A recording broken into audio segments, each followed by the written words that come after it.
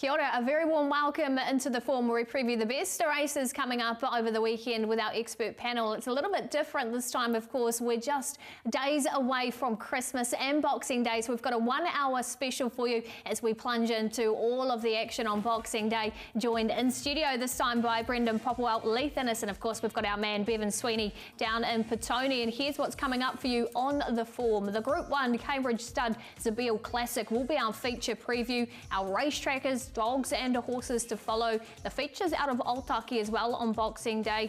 Our Pukekohe features on the undercard. There is plenty of those. The Wingatui feature as well down south. And our best bets to round out the show to hopefully give you some Boxing Day specials and some pre-Christmas specials as well. It's all coming up today on the form, so let's crack into it. Standing on the start line for everyone to see, thinking it's about time to show what I believe. I'll find a way to win the race. Forget about the stoplight, no time for second place.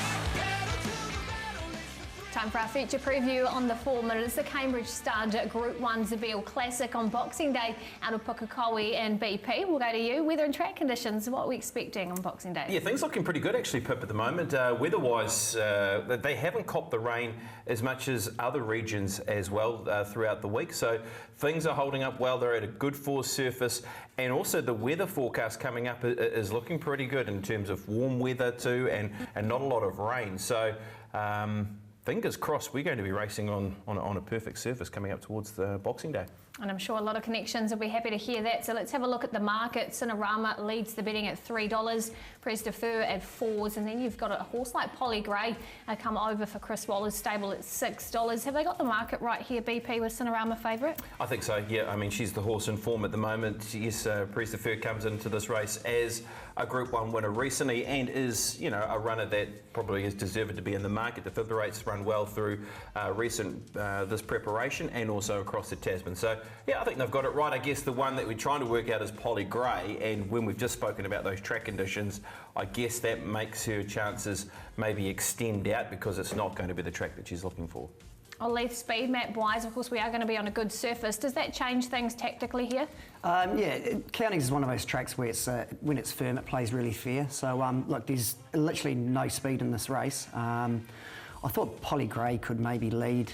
Soldier Boy will go forward, and maybe the mare, but it doesn't look like a lot of speed. What about you, PB? Do you agree? Yeah, I mean, it looks a messy race, doesn't it, really, to be honest with you, on paper. And I guess, Leith, that's something we've seen quite often in this particular race in our weight for age staying races where there seems to be a lack of tempo. Exactly. Like it did say, though, it's at Pukekohe, so back markers do get their chance. Well, one of the horses we want to highlight is Cinerama. So, Sweens, we'll go to you. Of course, she is from your region, and we'll take a look at her most recent win here at Te Rapa, and this was really good in the Group 2 Cal Isuzu Stakes. Oh, she's been brilliant in her first two starts back this preparation. This is more than likely going to be her swan song, being in foal, and if she got a devastating turn of foot, she doesn't mind off track, so I don't think we're going to get that. But I always remember back to a day at Tauhara Nikau, when it was Flint hard over the 1600 metres in the Wairarapa Breeders, and she blew them off the racecourse that particular day. The only niggle I see in this race is, in my mind, a lack of speed. If they sit and sprint, it is difficult to come across the top of some quality gallopers. But I just have Soldier Boy, the mare, and a couple of others going forward and being reasonably positive. So my gut feels it'll be enough for Cinerama to be booming home late, and it'll be a really fond farewell to her as she closes in on her broodmare career. But she's flying and she has a sparkling turn of foot, so I'll be with the seedy horse. And she certainly does, and she does at the moment, doesn't she, BP? Do you see her getting back, as Bevan suggested? Yeah, that's niggly, isn't it, for her with where she's going to end up in the map, and you've just got to hope that there's some sort of pressure mid-stages to be able to help her out. But I guess we're also leaning on her class as well, Leith, aren't we? That she is, you know, the class aspect of the race, and that she can still get the job done. Yeah, exactly. She's in foal now, and she's looks like she's racing as good as she can. She's in the career best form. She's probably going to be on Pres de Fur's back, and it should be a good horse to tow her into a race. Yeah. And Leith, you mentioned Pres de Fur. We'll have a look at him taking out the Group 1 Captain Cook Stakes down at Trentham, and this was, look, a deserved win after what he did previously in Eagle Tech. Yeah, look, I mean, he's a runner that finally got his Group 1, and he's been racing so well. Like, I mean, I guess we weren't really that surprised that he won the race. I guess going straight past Agon, and he was given a dream ride to be able to get in the slipstream run off Agon's back. Now, could he do it again, Leith? That's the next question. Can he go to 2,050 metres and do it again? Well, he's in good form. You know, he's taken him 14 starts to get that Group 1, but he was always thereabouts, and he's going great. You know, really good honest races. So no, he's definitely be top 3 chance again. What about a runner like Te Whare, who comes into this race after winning the last time at Pukekohe, brings that Australian form into it, BP? Where do you see him in the race? Yeah, I thought he might have been one of those horses, if something else out of the map, who might be able to take a slight position forward and running. Look, he's been very good in what he's done of late. You've even go back to his first up run. I mean, he ran first up in a Group 1 in a Livermore Classic when finishing into 3rd position. And that was on and off track. He did a good job here at this venue, so that's a good tick in his box. And Leith, his Australian form would say that he has to be a top 4 chance if he brings that type of form. Yeah, exactly. Look, he's had a little freshen up since this race, but obviously Graham Richardson, he's got him in a good spot at the moment, you know, and being a weight for age, he's got to be thereabouts. And he had an exhibition at Gallop too recently on December the 17th. He did have a workout there. Did you have a look at that, BP, and what did you make of his sectionals? Yeah, look, I think he's sort of cleaned them up nicely, actually. There was a lot of horses that we can take away from this particular exhibition gallops last Saturday, and this will just tidy him up nicely. Well, of course, Warren Kennedy was aboard as well, and he takes the ride on a Boxing Day also. So he looks to be a strong chance through any type of track condition. His map might mean, as I said, he could be a touch handier than what we normally see from him, and just be able to put him in a more forward position with how the race might pan out could be his go. I think he's going to be one of those runners where he is, 3rd or 4th favourite and potentially a little specky in the market if he's in that right spot in the map. Well, a different point of view is Polly Gray. She's coming across for Chris Waller's stable. We're going to take a look at her in the Group 2 Hollandale Cup, where she runs 2nd, and this is at the Gold Coast, but notably, BP, it is on a heavy surface. Yeah, I mean, with all the rain we've had, last week when I heard that Polly Gray was potentially coming, you would have said that is going to be an absolute masterstroke, because our tracks across last weekend were all wet.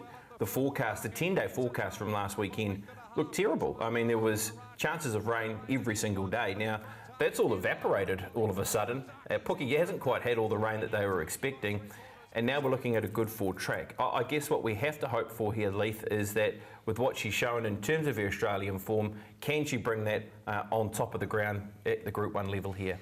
Yeah, look, she's been racing in really strong weight for age fields, and I know Chris would love to win a Group 1 in New Zealand, and like you said, it was a week ago. The planning looks spot on. Yeah. So with it not being a heavy track, does her price at $6 probably look a little bit of an under? Oh, I think 6 is way too short on a good track. Yeah, I tend to agree.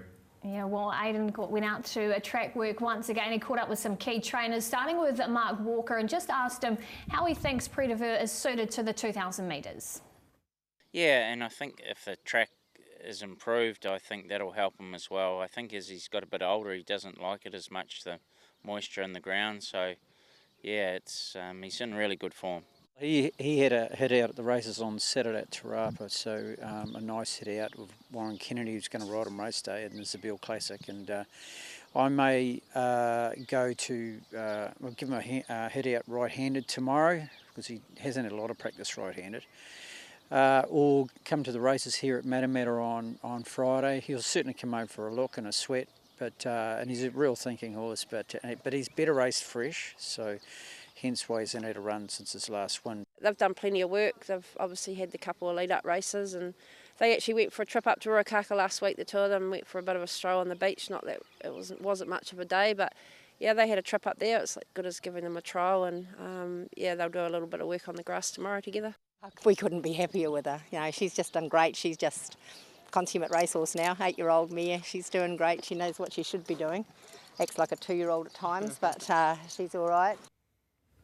There's some trainers catching up with Aidan there at track work, so it's time now for selection. Sweens will go to you. Are you with Cinerama on top? Yep, I've got Cinerama on top, but I will say I'll be covering on Defibrillate. I think that horse should be shorter in the market on the Australian form, on what that horse did fresh up in a Group 1, and it was a long sustained run at Counties on Melbourne Cup Day to win. I think he's a really good stayer and probably suited in this race, so I'll be covering on him, but Cinerama is on top. What about you, BP? Who are you liking? Yeah, I've got the exact same two horses, to be honest with you. I think Cinerama is the horse to beat, the one that has got the grand form, potentially her last start, so it would be the fairy tale finish, wouldn't it, with Cinerama. I do think Defibrillate is a runner that, off his 2 runs so far, and yes, I know the last run was on Melbourne Cup Day, but that exhibition gallop should have him in a great spot. Could be a nice little power play maybe with both those horses to run top 4, or if you're looking for an each way ticket. So yeah, they're the 2 runners I'm looking for, and Cinerama and Defibrillate. Yeah, I sort of think, yes, Cinerama. I think Craig's going to be on Opie's back the whole way, and you know, Predefer's in good form, but I just think she's going that little bit special at the moment. On that race, you can find out who does get another Group 1 or becomes a Group 1 winner at 5:28 Monday on Boxing Day. Time for Racetrackers on the form. Our horses and greyhounds that have caught the eye of late. So Leith, we'll start with you as per usual. Who have you found? Yeah, I'm going to last Saturday, Te Rapa, Kenny Rock. Yeah, Kelsey had him. She just found herself in trouble the whole race. Yeah, I think the horse should have won. He was very unlucky, and I'd say she'll be looking at the replay a few times and picking out what she's done wrong. Yeah, there's a bit of rump stake there, wasn't there, that Kenny Rock was continuing to bump into. Yeah. I think you found one there, Leith, and of course we know the horse went oh so close to beating SVR a couple of starts ago. Look, I'm going to go to a horse who was super in defeat. Winner's good, Master Brutus, and the second horse was just as good in Fernandez. These 2 went hard up front. Just try and find the right Christmas race for Fernandez and you can fill your stockings. This is a horse who has run super. There's a big margin back to 3rd and the rest. I'm not too sure about the rest of the runners in the race, but I'd certainly be following Winner and the second horse in Fernandez when he finds the right maiden. I'm going to take you to Trentham and highlight a couple of runners. King of Hearts for Tommy Russell and Carnigan, a 3-year-old for Kevin Myers. Carnigan got well back. King of Hearts ran into all sorts of trouble, but they both go fantastically through the line, and they both line up in race number 6 on Boxing Day at Otiki. Got a lot of time for this 3-year-old out wide, especially of Kevin Myers. He might be sneaking this somewhere with a little bit of time, but I think both of those horses will be winners. They can't win the same race, but a winner at short notice. Pip? And I'm going to Palmerston North, an early Christmas treat here. A dog called Big Time Maurice. That's him in the green rug. Ends up finishing 4th here after getting back in the race. And the dog that runs 3rd is Thrilling Ledger, who went on to win yesterday at Palmerston North in a feature meeting. So he comes up with box number 8 in a field where I think he can pick up a win on Friday in an earlier race at Palmerston North. And if not, he'll go ultra close soon. Just look at the ground he makes up. The dog in the gold rug here is Big Time Roman, who ran 2nd yesterday too. And he just runs past him on the line, so look out for him on Friday. Big Time Maurice for Lisa Cole's kennel wearing the pink rug. And here's a summary. Kenny Rock for Leith, Brendan's with Fernandez, King of Hearts for Bevan, and of course keep an eye out for Carrigan as well. And then I'm with Big Time Maurice, and note them down, our racetrackers to follow. Time to have a look at the Otaki preview, our Boxing Day meeting. A mood from our Awapuni. So Sweens will go to you. Are we going to get nicer Christmas weather in the region? Well, like the north, Pip, just looking at the forecast, it's changed from being horrific to being really pleasant across the next 7 days or so in the central districts. Soft 7 at the present moment. They've had 50 odd mils across the last 7 days, but there doesn't seem to be a lot in the forecast upcoming. So that track should come back nicely. And to be fair, the Otaki track has been racing pretty nicely, even with rain affected going at the present time. So, hey, we might be on good going as well on Boxing Day. Let's hope so. Let's have a look at the race we want to highlight first. It is the Cavallo Farms and Chris Rutten Bloodstock Handicap over the mile. Calico heads the betting at $4.80. Colorado Star at $6. You've got Deerfield back again at 6s and Pep Talk at $7 in the market. So we'll highlight Deerfield, who was once again really game in the Group 2 Manawatu Challenge Stakes. The last start, Bevan leading and sticking on for 4th. First, I would say, I don't know if they've got this market 100% with Kelly Coe, who's coming out of a mediocre 75 and being your favourite against Deerfield, who, as you see here, has been a warrior against some of the best around the country, not just this season, but in previous seasons. Darcy LaBella, God, she's an absolute gorgeous little horse. Commentator Bay, eye-catching oscillator there. But yeah, he's an absolute warrior. So not sure why he isn't closer to favourite. I know the 62 kilos is a lot of pudding, but he's done it before and he's definitely going not too far away from his best. Let's have a look at Love for All at the Trials. This is a horse with a lot of ability. It's had the fresh up performance that came at Hastings in behind Sergio, who led up with rain on the day, but has a lot of ability. This horse winning the full from the 16. Katie Hercock in the saddle. And I thought they'd run this along with Deerfield, Sergio and Love for All in this particular race. Just pushed along. But certainly given a fair old hit out to get this horse right on the mark for Boxing Day. So look for it to be right in the mix from that gate. That was South Road to the inside if you need to know. Just follow that. Now here's Kelly Coe. Now I heard from the team at Awapuni that the work on Tuesday before this had been outstanding, and she is a good horse. She does need to get her toe in the ground, this mare. So if these track conditions really improve, I think the market is not in the right place, because I think when you've got Pep Talk who will jump and put itself right on speed with the 3 kilos off down to the 55.5. You've got Colorado Star claiming, and he's a very good miler. He'll love the mile. And Solar Express is a very good horse as well. Just not sure the market should be quite so short on Kelly Coe, but I might be proved wrong. So who am I going with? Well, I'm not going with any of those three. I'm going with Solar Express. She's coming out of a performance behind Prix de Feur, where she didn't have all favours at Trentham. Prior to that, she was behind Defibrillate, beaten 5 lengths. She's good at the 1600 metres. Oteki, not sure. A mare by Sham Express. The better the track, I think the better she'll go. She's got a fair bit of quality about her, Pip. And I just think the price in the market with Kelly Coe favourite is too good to ignore. So I'll be going with Janelle Miller to get a result on Boxing Day. I like that, Bevan. And then the other race that we do want to highlight is over the 1200 metres. It's for the rating 87s, and it is headed by On the Bubbles at $3. Lincoln's Cruise at 4.5. Secret of More at 4.8. All kept pretty safe in the market. And we do want to have a look at Bevan firstly at On the Bubbles at Avondale Trials, fresh up on December the 12th. Well, this isn't him, is it? Because he goes to the trials and he's awful. This occasion, he actually went to the trials and worked up like he's coming back to his best. Now, he's the toughest in the race. Some of his performances, Cracker Million Night, he was very good at Awapuni when he took out the size, and he's been good post that as well. If the real On the Bubbles turns up at 1200 metres with the 59 on his head, which is enough, I still think he'll be winning. He's a top quality horse, this. Secret of More trialled up nicely as well, but I just have to think she will need 1600 metres rather than the 1200 metres on Boxing Day. And I think she's the sort of horse that might be set for a Thorn de Mont. So expecting her to run a nice race, as I do expect out of a horse like Can I Get an Amen, running on nicely. Lincoln Cruise is a very, very quick horse. He's drawn an inside gate, but he needs it like concrete. So if you can walk out on the track and tap on it and you get an echo, then it's right in it. Connor O'Kieran, he's definitely going well, but Pip, I think the class is at the top. $913,000 in the bank On the Bubbles. If he runs up to his best on the back of what we saw at the trials, he seems to be coming back to that. If he lines up and he runs up to that trial form and what we've seen of him, he should be winning this particular race. He's all class. And a nice enough price at this stage too, currently sitting in the market at $3. And all of the action for our Boxing Day coverage will kick off with the Punters Lounge. No Punters Lounge this Saturday. Check it out on Monday, 11 a.m. Let's have a look at the massive undercard out of Pukekohe, and we'll start with the listed Remus Stakes. It is race number 7 on the program.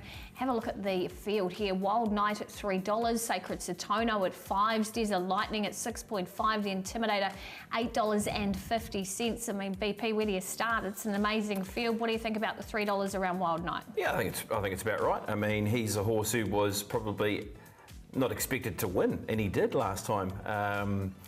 you hear Mark Walker sort of pre-race, and even Opie Boston gave that indication that, you know, he wasn't maybe ready to win that race, and he started to drift in the market, and he got out to 390 in the end, and he still won. So he has a big chance of winning, of course, coming up in a few weeks' time to take on Legato. Sacred Totono, Desert Lightning, they're in form, the Intimidator.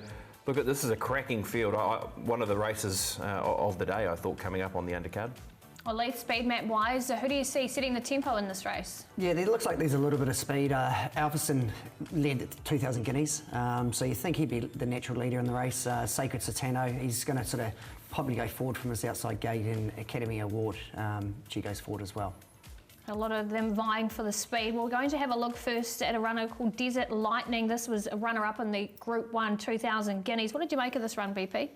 Yeah, look, I mean, he's gone under by, you know, the barest of margins of winning a Group 1, hasn't he? And even Alfriston, I think we probably need to mention his effort here to finish into 4th position, Leith, because, as you mentioned, he's a horse that becomes a danger on the map with where he's going to position up with a low draw. Look, he was game in defeat as well, wasn't he? But first of all, Desert Lightning nearly getting there. Yeah, Desert Lightning, he's one of those horses that he looks hard to ride. He's still quite green, and I just think with the trip away, it's probably going to bring him on and improve him a bit. Hopefully his racing manners have got, you know, a little bit better out of that race. Yeah, and what about the Chris Wood runner in Alfriston? Yeah, he was good, wasn't he? Look, he was there right to the 50-metre mark, and look, he was the outside of the field, but he wasn't disgraced, and you know, it's always a bit hard to come back from Riccarton because it's such a long trip, but hey, if he's come back good, he's got to be some chance. I think too, the other runner that we probably forgot to mention in that map too was maybe the Intimidator. Like, yeah, he's going to go forward, isn't he? You Yeah. know, and Widdemu's got a good record with him as well. Yep. Well, speaking of the Intimidator, he did run second to Sacred Satono last time in the Group 3 Bone Crusher Stakes. So we'll look at this performance. You've got Kabuji too running 4th, and the Intimidator looked like he had this, but BP, Sacred Satono just came straight up to him and went past. Yeah, look, he's a really nice horse, isn't he, Sacred Totono? And I think both first and second we're going to see a fair bit of. And maybe the Intimidator's a horse who will go further on into the season and get to races like the Derby, where Sacred Totono has the eye on the 3-year-old classic coming up. So, look, Sacred Totono is in the zone when you consider how well he ran Leith 2 starts ago behind Let's Be Glam in the Counties Bowl, over 1,100 metres to go to 1,400 metres there and beat a nice horse, and Kabuji was good out wide. Yeah, Sacred Satano, his form's been outstanding, isn't it? You know, he's one of those horses jockeys love riding. He's push button, you know. If you push him forward, he gets there, and if you want to ride him quiet, he drops a bit. So, yeah, he's going to have to do a little bit of work from the outside gate, but at least you know with him he's going to get there and he's going to relax. Well, it's time to have a look at the favourite now, Wild Knight, who just keeps on stringing the wins together. This is the most recent win at Te Rapa, and again, BP, he beats race rivals here. He does. Look, there's a lot to take in here on this race, and you almost need to probably look at it twice, really, with this particular video with Wild Knight, with what he's able to do, because there's a horse like Davici Bell who's very unlucky, who's closer to the rail in the blue cap, and you've got Academy Award who finishes into 4th position. We know Academy Award ran second to Wild Knight in a Sarton. You've got Mazzolino who's running well into 2nd spot. So, look, that looks overall to be the race that you want to break down for this one coming up on Boxing Day anyway, Leith. Yeah, look, he was super, wasn't he? He had 59 kilos, and we got the indication that, you know, he wasn't at his peak for this race. It was a stepping stone for bigger things, and he blew them away, didn't he? He did. I mean, as I said, there's a lot to unpack in that race, isn't there? I mean, the second horse was good. Davici Bell, which I think is a huge over in the race, was very unlucky to not probably finish a lot closer. Yeah, she just got jammed out of the gap 3 times. So she was untested. I think she was travelling all right too before she got hampered. I mean, the thing with her is that she's at, what, $31, and I sort of see her being, I thought she'd be $12, $14 in the market. I mean, to me that looks to be an over. She's got a good barrier draw. Cameron Lamasson again, I think she's worthy of a dollar at least at that price. Yeah, she's a beautiful looking filly. I know the stable raider. Cameron knows her. She's going to use a barrier draw. She'll get there, relax, and look, she's also tried up right-handed as well. You'd have to have a little tickle at that price. And then bringing a different form line in is Channel Surfer after finishing second in the listed Eagle Memorial. And this was a nice performance, BP. Yeah, I mean, Channel Surfer, he hasn't won a race, but he's a horse that I mean, really, he is going in a direction that looks to be he could be a very good horse, Leith. I mean, this is a top run, isn't it? When he's run down here by Waitek, he's been placed in a Hawke's Bay Guineas. His form lines are outstanding, and even his run in a maiden race here at this venue on Melbourne Cup Day produced all the right sectionals. I mean, he's not far away, is he? Yeah, he's definitely the best maidener in the country by a big mile. They've been offered a lot of money for Hong Kong. They've elected to keep him here. They seem to think that he's a Derby horse. Yeah. But it's an exciting field. It is. Where do you see him landing? He's got a decent draw. Yeah, he showed that he actually, Jasmine rode him a little bit more handy last start, and he's got a better draw this time, so I think she'll just posse just upon the leaders. Yep. Well, there's so much depth in this race, so let's hear what some of the trainers had to say about their charges. We'll start with Mark Walker, and Aidan just asked him how his two are leading into the race. Yeah, Wild Knight, obviously he's building a bit of a picket fence now, so you know he's in good form, and Kabuji didn't have any luck in the Bone Crusher whatsoever. His run was very good, so just hope he draws a barrier. He just needs a bit of luck on his side. He's drawn out his last two starts. He had a gallop this morning, just nice even hit out. He's pretty well ready now, and 1400 probably at this stage of his prep he needs to be a little bit on the fresh side.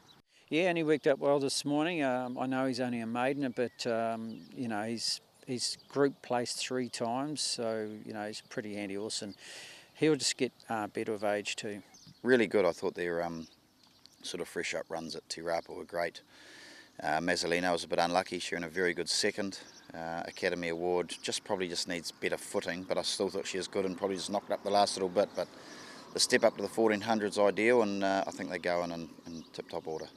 Oh, there are so many chances in what is an in-depth field, so Leith, we have to hit selections. Who are you liking? Yeah, Pip, this is the best 3-odd race we've had this year. Look, I like Davichi Bell just at the odds. I'm not sure if BP's looked at my notes, but I just really like her. She was dead stiff last start, and I think she's a great each-way chance.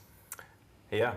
Look, we found a $31 shot on top here. I'm with her as well. Look, the price is outrageous, and to be honest with you, I made her my top selection before seeing the odds.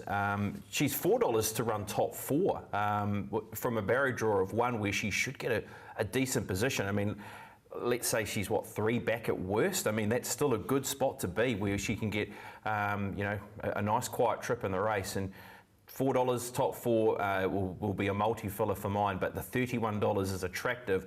But there are so many different angles to take in the race, isn't there? The Wild Knight angle is the obvious one, isn't it? Because of how good he was last time to the race. And if he improves again off that, well, he's probably the winner, to be honest with you. And that's why he is the favourite. But, yep, we're rolling the dice here with Davichi Bell. Why not at that kind of price? You can catch it to race number 7 on the program out of Pukekohe just past 4:15. Let's now have a look at the Group 2 8 carat, and we do see the return too of Legato. She heads the betting at $1.40 ultra short. I think she opened up around $1.45 too with the bookmakers. Then you've got a horse like I'm a Rich Girl at 13s. Everything else at double figure odds, but look, they really probably should be BP with the way that she won down at Riccarton. Yeah, I mean, I'm sure this is the one where punters will be looking to just try and extend their multis out with the $1.45 or the $1.40 that it is now around her. She's had a good hit out recently, so she is the one that they're all looking towards. Sassinus, I'm a Rich Girl, $10s and $13 respectively. Labrazzi off the back of a good run last week in the Eulogy at $13 odd. And Nana's Wish even up in grade, up against the older horses last up was quite nice as well. That's at around that $14. But yeah, she's really stifled the market. She has. Well, at least she's drawn wide, so tactically, can you see riders maybe holding her out? What are you getting in position-wise? Look, there looks like a little bit of speed in the race, so hopefully they sort of split out a bit. You know, Brian will be hoping to sort of, you know, try and get it just somewhere just behind midfield. But, you know, being a $1.40 favourite, the riders aren't going to just let him get into a spot one off the rail. Yeah. Liberace, I thought she'd lead, and Wessex will probably just sit outside, but I think they'll run even tempo. Well, let's have a look at her winning of the 1,000 guineas. She did get back here until she took the front, and I don't know what else you say about this performance, BP. It was just amazing. Yeah, look, it was one of the performances of the season, really, wasn't it? I mean, because of how good it was and what happened pre-races, you know. So, I mean, everything about her tells us that she's going to be, you know, an exceptional horse, and she's got a great chance of you know, keeping on that winning streak of making it 5 from 5, and you have the speeds on, and she is able to just sort of track into the race at the right time. She's got the big long straight at Pookie. You know, she'll be just looking to put them away. And this was just a nice little hit out up against Ballon Rouge last week, Lee. Yeah, just a nice little bit of three-quarter pace for her. Like she had her head on the chest, and look, Ryan gave her a little push the last 100 metres, but she's just one of those fillies that you see and she just takes your eye. She's just an outstanding looking animal. And as she's a runner through, look, if you're in the area, you want to get down and just see her in the flesh, I think, because she just looks to be something special. But a race rival that'll be trying to stop her winning record is Labrasi's second last time here in the Group 3 Eulogy Stakes. What did you make of this performance? And I'm a Rich Girl running fourth. Yeah, I thought they were both good, and I'm a Rich Girl is a runner. Look, I think we'll probably appreciate further as well, and you know, one of those horses that might be looking towards the Royal Stakes. Because this is also a key race, Leith, for those that are looking to go beyond a mile as well. It is. It's hard for trainers to, like these two fillies are backing up from last Saturday. But, you know, Alan Sherrick and Andrew Forsman, you wouldn't get better trainers to produce them in their top order. Yep. No, I thought they were both real good. Yep. Well, Aidan did catch up but with a couple of trainers, starting with Ken Kelso with the favourite, and just asked him how she's come back from Christchurch. Trip excellent, never left a note. Done extremely well. I thought it worked the other day at Te Rapa was very good.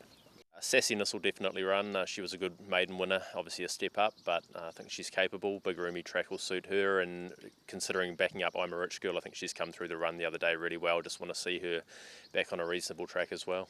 If you could know what her barrier manners are going to be on the day, like her run the other day in the Bone Crusher was very good considering she bombed the start so badly. So if she hadn't have bombed the start, I think she would have been right in the money. So obviously you got Legato going there, but I don't think it'll be that big a field. So main thing is Opie's back on her. He knows her well. She's a bit tricky at the gates, but he jumped her out the other day and she was really good. It's time for selections. BP, we'll start with you. Obviously, she looks the horse to beat. Have you got a play in behind her? Yeah, she's the one to beat for sure, and you know, we're going to mark her as the top selection in the race because she really does pick herself, doesn't she? Look, hold on to your briefs here. I'm going to pick a horse that hasn't won a race, and it's at $51, trained by Rudy Lefting in Cardu's Pride. Now, I really like this horse as a top full chance. I think this is a runner that, you know, it's a race where we've seen the odd roughie spoil it. I remember last year there was a horse who went, two horses that placed last year at really big money, and just got the feeling this is a runner that could really improve. It was a top run last time out in a maiden race where it was quickly getting home and it took forever to pull up. She's a daughter of Mongolian Khan, so Cardu's Pride top 4 at around $4.50 if you're looking for that extreme roughie. Leith? Yeah, interesting. You know, Mongolian Khan, you know she's going to get it mild, and home track does help sometimes. Yep. I'm stuck with Legato. She's, you know, just a different class to these horses, and she'll prove it on Saturday, hopefully. Maybe one to put through your multis at $1.40. That's race number 6 on the program out of Pukekohe. Make sure you tune in and see what she can do. Let's now have a look at the listed Hallmark Stakes here, and we'll have a look at the market and see who does head the betting. This is race number 5 on the program. Our Vencedor at $5, Fashion Shoot at 6s. You've got Green Aeon at 6.5, Synchronise at that quote as well, and Sassy Merlot at $7.50. So BP, this is looking much more open than the previous race. It is, isn't it? Look, this is a race where you could find a $16 shot in this race, and you wouldn't be surprised that it rolls over the top here. So yeah, very good depth here through this 1200 metre race, and it's for those horses that are just below that Group 1 level. You know, that are looking at obviously getting to a railway stakes is the following week. These are for those horses that are just below that, and hence why we've got such an even field. And Leith, it is 1200 metres, so speed-wise, do you see a horse like Green Aeon going to the front again? Yeah, he's only had the one start in New Zealand, and he led easy at Te Rapa. He ran at good sectionals. I'm just not sure if he can head off Diamond Pegasus early from the inside gate. But Sam Spratt, she's a master of getting them out of the gates, and she'll be leading or sitting outside the leader. Okay, well, the first runner we want to highlight for you is our Vencedor running 3rd here, BP. But again, there's a couple of runners in behind, like Sassy Merlot finishing 7th. What's the key one you want to highlight? Yeah, well, El Vencedor is a horse that, he's well favoured, isn't he? He's got 60 kilos. Of course, 2 starts ago, he was very disappointing. I mean, he rolled straight to the front and he was beaten as a $1.90 favourite, wasn't he, Leith, behind Express Princess? And I know that horse has gone on, but look, this is the right race, isn't it? Because the first two horses in this race are going to be competing in the Group 1 coming up. Yeah, it sort of looked like he just needed his first up run, and he improved so much from his next start. He's got the perfect barrier in 2 as well. Well, another runner we do want to touch on is Green Aeon, who did lead all the way at Te Rapa and just kept on kicking, and he paid a huge price too this day, BP. Look, he did. One of those horses, when I left the race course that day, I was kicking myself. I wasn't really on, to be honest with you, because his trial was so good, and it was just one of those runners who just tried to get some sort of indication from trainer Todd Mitchell, but they were the belief that he maybe wasn't quite ready to do this, but his trial gave you that sight that, look, maybe he was. And those former Hong Kong horses, they come out here so often, don't they, Leith, and produce something like this first up, and Mr. J8 nearly got him. Can he then go again this weekend? Yeah, well, they go up there and they're racing against the best horses in the world, and they come back to New Zealand. It's so much easier for them. But look, he was very fast out of the gates, and he had his ears pricked a little bit, at the winning post, so there might have been a little bit in stall there too. Yep. And then the last runner that we do want to highlight, we're going to have a look at Fashion Shoot. This is at the trials, and again, this is on a heavy surface, so a runner that's really going to appreciate being on a good track. Yeah, look, this was a tidy trial from her, and she's got an awkward barrier draw. She's drawn the outside gate, isn't she, in barrier number 14 with Michael McNabb aboard. Look, with her, she's always so consistent, isn't she, Leith? She is. She was going to be my top pick in the race till the gates come out, the outside gate. But hey, if they go really hard up front, you know that she's going to be hitting the line late. Yep. And once again, Aidan's been busy at track work. He caught up with Stephen Marsh firstly and just asked him how happy he is with his 2 charges leading into the sprint. Yeah, El Vencedor, he was much improved last time. A couple of the big guns will be just bypassing this race and going straight to the railway. He's going to be a really good chance, really like the way he's going. And La Bella Beals, her last start was a lot better than what it probably looks. And I think with a barrier draw, she'll posse up a little bit handier. And I think she can turn her form right round. I think they're both real improving horses. Yeah, happy with her. I think we just forget her last run. I think we just got too far back. It's a sprint race, you've got to go, and there are some pretty fast ones out there. So she likes a good old dogfight out in front. So we'll see how she goes in the hallmark and then make a call from there where we go with her. Yeah, she could get a dogfight too with a bit of speed in the race. So it's time for selections. Leith, we'll start with you. Open affair, who do you like? Yeah, I'm going to go the ex-Hong Kong horse, Green Aeon. He was super first up, and I think he'll take a little bit of improvement out of the run as well. Yeah, look, he looks to be a super chance, doesn't he? I thought this was a little bit tricky to try and work out, so I ended up going with Sassy Merlot, just trying to ignore her run last time to the races and their defeat behind Dragon Leap. And of course, there are some runners in this race that beat her home, that are in front of her. But yeah, just hearing there from Pam and what they're looking to do, and if she can find that right form, because we know as a 3-year-old filly, she was competing with Lark Creek and those type of horses. So hoping that she can find that sort of form, and we'll go with Sassy Merlot at around that sort of 750 quote. And make sure you're tuning into that action. Tiabi Trackside 1, that's race number 5 on the card. Time to have a look now at race number 3. This is the open handicap over the 1400 metres. The Barfoot and Thompson and Providence provides while she's looking for that good surface. $3.80 your favourite. New arrangement at 7. Our Alley Cat at 7.5. And then you've got a runner like Ballon Rouge coming off that gallop at 7.50. Also kept safe in the market. Once again, Leith, 1400 metres. Where have you got the mapping? Yeah, look, it's there's quite a bit of speed in the race. Tight line from the outside. He's going to go forward, and Clever Rudd's looks the natural leader. Just what Providence provides is going to get a nice cut over and just sitting off them.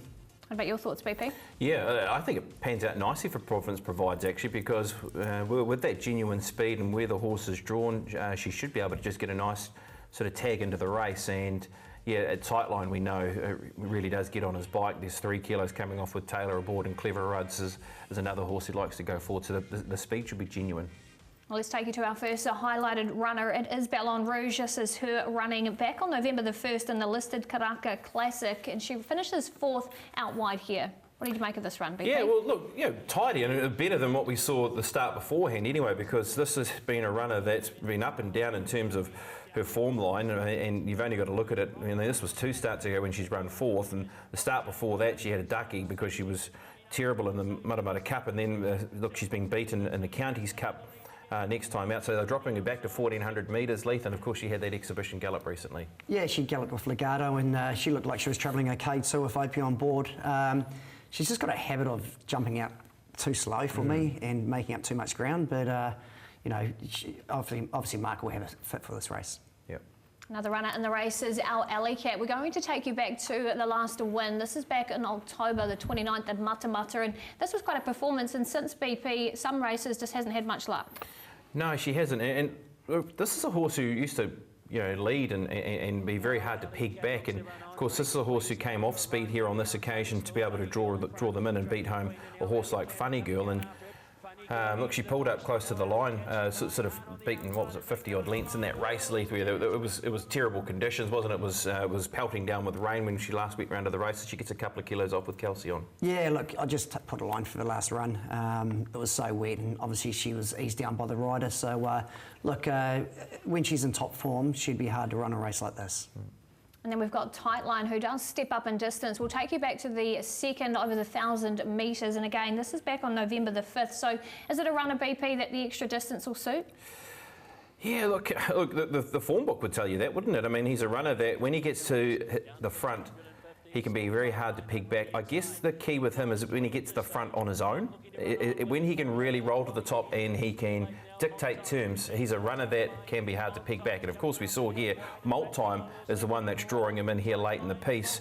Then he's run 5th in the Dragon Leap race, where Dragon Leap was very strong over the line. But yeah, him going to 1,400 metres and a pure speed runner. But as I said, just a couple of other speed runners in the race. Yeah, the 1,400's probably going to just maybe find him out a little bit, but you know he's going to be in front for quite a while.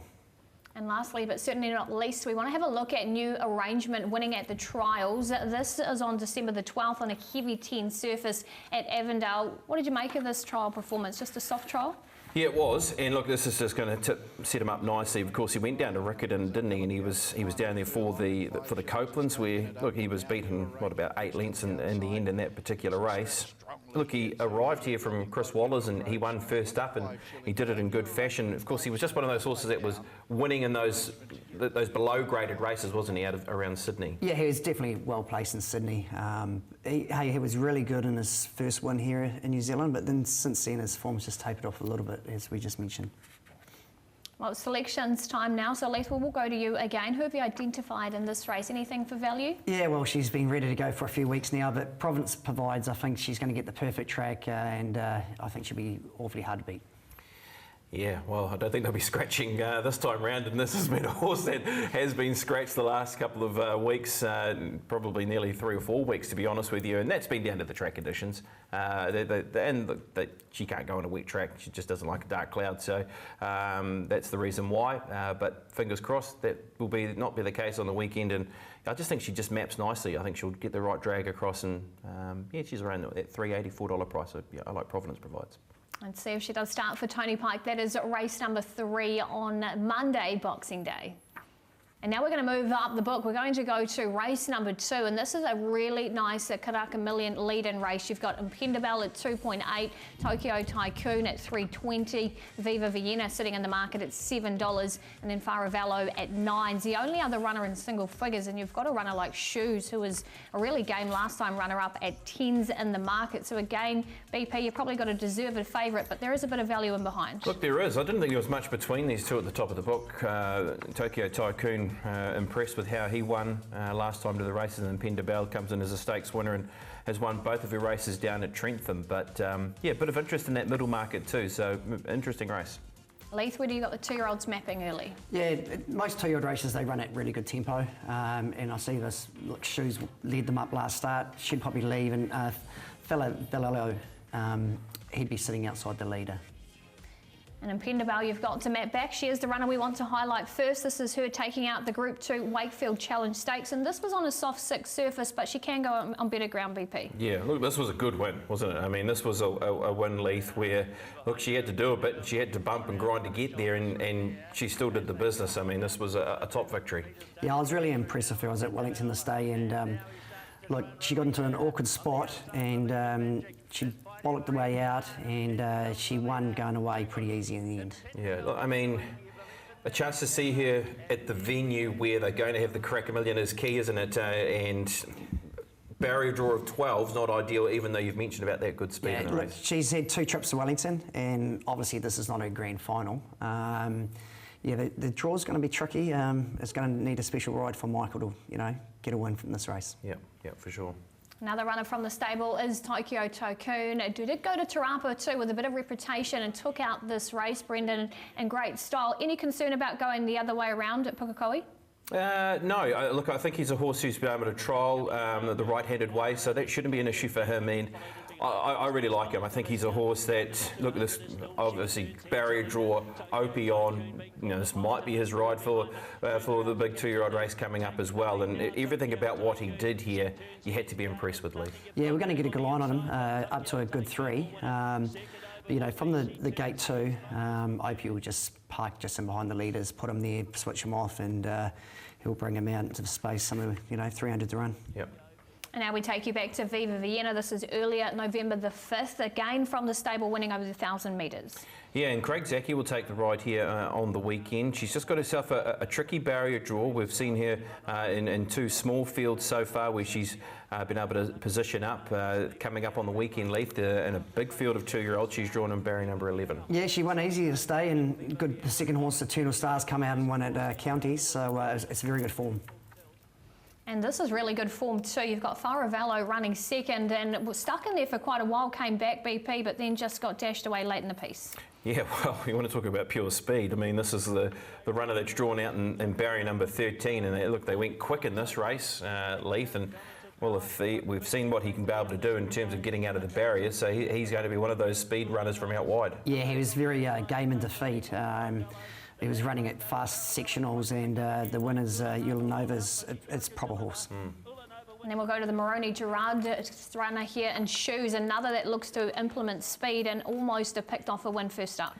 Yeah, and Cameron Lammas nearly got this bang on, didn't he? He was able to use the barrier draw of 1. This horse had shown barrier speed at the trials, and it just meant that Cameron could use the draw here on this occasion, and look, he gave it every chance to win, and I thought it was very game in defeat. She was gutsy here when just run down in the concluding stages, and she's got herself a middle barrier draw, and I'm looking to see if she can improve again off that. Yeah, it was a super first up run. Look, she's trialled at Avondale, so she's gone right-handed before, so she'd take a lot of goodness out of that last race. Yep. Well, Elise, this is a race where it's a really nice lead into the Kaka Million. Obviously, we've still got that futures market open. There's a runner here that you're liking that you can pick out for us? I'm 50-50 sitting on the fence, Tokyo Tycoon or on Pendabell. Can't sit on the fence on the show. Look, I think Michael's going to produce a really good ride. I think they're going to go really hard, so I'm going to go with Tony Pike runner.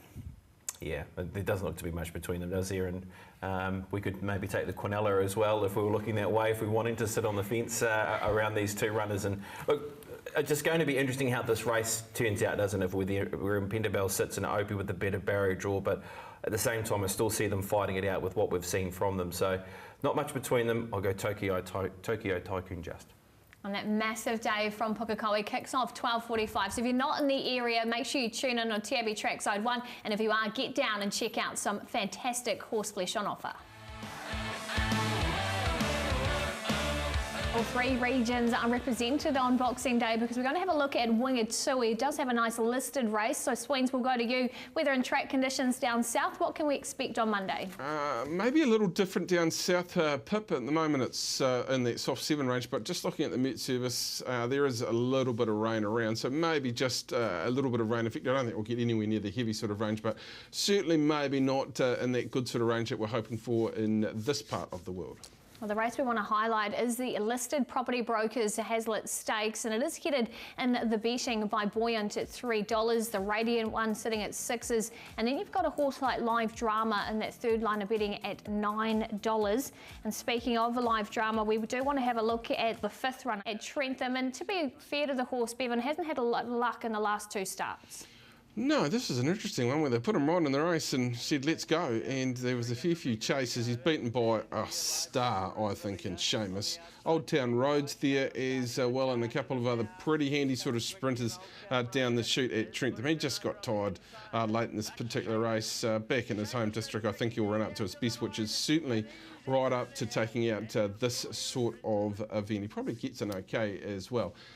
I think this is a real race. I really do think this is a real race, and you can pick up a lot of runners in this particular event on Boxing Day, but there's only one you want to look at. Buoyant was explosive, just took off. That's Kapua on his hindquarters, and he can fly. Now, Buoyant just went ta-da on you guys, and look at the attitude to the line. Stretching the neck out, he is flat back on the head, and he ran some pretty good time, and we expect to see him at Trentham for the big sprint there. So going on that sort of performance, look, he's got to be the one to beat as long as the track doesn't deteriorate too far. And look, Chiquito, I think, is a bit forgotten in this particular race. It runs fourth here behind M&On Lightning Jack. Lightning Jack, a little bit unlucky back towards the inside. I've got a lot of respect for that particular horse and expecting it to run a race. But I think Chiquito, with the right run in this race, is giving you massive value at the $18.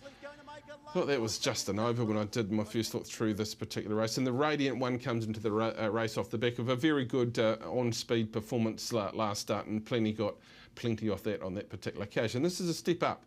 I'm going with Buoyant Pip. I think this horse is absolutely flying. I thought it was a massive effort for Sabin, and expecting it to do nothing less on Boxing Day, and I actually expect it to come up to Trentham and be quite some danger as well on what I saw down there at Riccarton. So hopefully he runs Buoyant post that race on Boxing Day.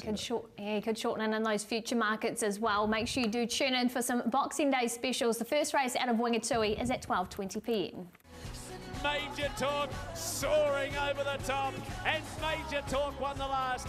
And McCann out by 7 and 8 lengths. Jimmy Star's making a lot of ground the last little bit, and then Waipapa. But McCann down to the line's been way too good. Got him, whatever it like, 5.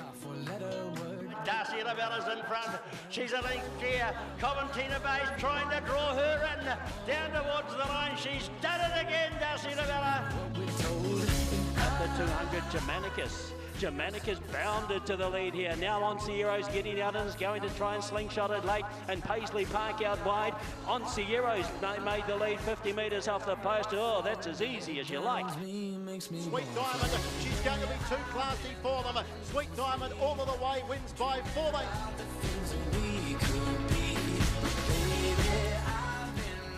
It's a couple of broken hearts, but we did get some best bets home. So, Leith, no pressure. You're looking for 3 in a row. Who are you with? I am, Pip. Look, I'm going to go Saturday, the Cambridge Stud Seville Classic, Cinerama.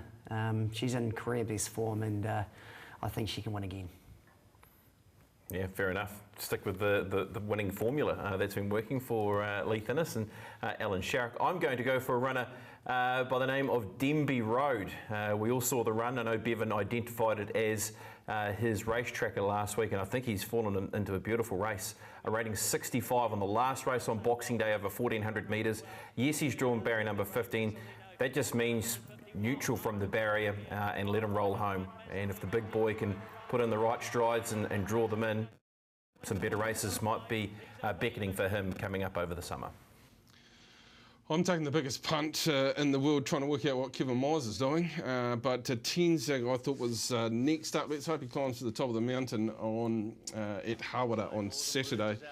Down towards the inside, I thought this is a real next up run. They ran 110 and change over the 1,200 metres. He got down in the worst of it. He kept on battling on really nice. He's a quality horse, lightly raced, 4-year-old by Contributor, and I think if he is there to be winning, he should beat with the 3 kilos off his back. He'll be tough to beat at Hawera on Saturday. And I'm going the day beforehand, Friday evening. Well, it's actually a day meeting this time at Palmerston North. A greyhound called Highview Toby.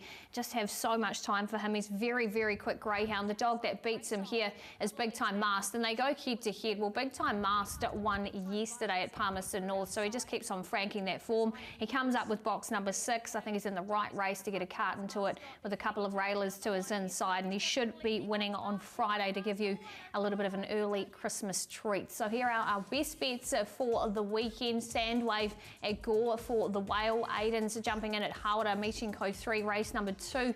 Bevan, Leaf and Brendan, mine all there. And Justin's with Buoyant as well. So there you go, Wingatui on Monday, meeting code 6, race number 6. Well, thanks for joining us once again on The Form. That's all the time we have got. BP, thanks for joining us in studio this week. And Leith and Sweens, of course, down in Wellington. We wish you a very Merry Christmas here at The Form and a Happy New Year, and hopefully you get the treats on Boxing Day.